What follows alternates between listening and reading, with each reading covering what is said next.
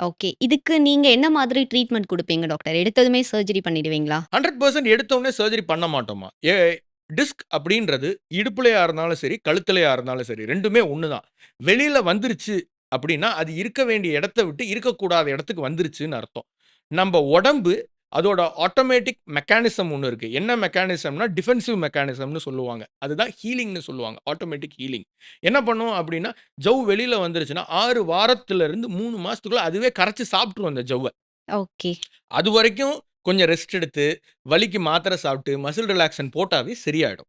இதுவே அந்த 6 வாரத்திலிருந்து 3 மாசத்த தாண்டியும் வலி கையில இருக்கு சார். கையில டம்ளர் புடிக்க முடியல.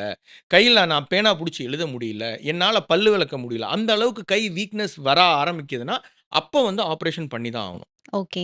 முன்ன வந்து என்னன்னா, எடுத்த உடனே பண்ணணும்னு சொல்லிட்டு இருந்தாங்க. இப்ப பிலாசபி மாறிடுச்சு. நம்ம உடம்புக்கு தான் ஃபர்ஸ்ட் மரியாத. உடம்போட ஹீலிங் மெக்கானிசம்க்கு தான் ஃபர்ஸ்ட் மரியாத. அதுவே சரியாவறத புடிச்சு நான் ஏன் கத்தி வச்சு அறுக்க போறேன்?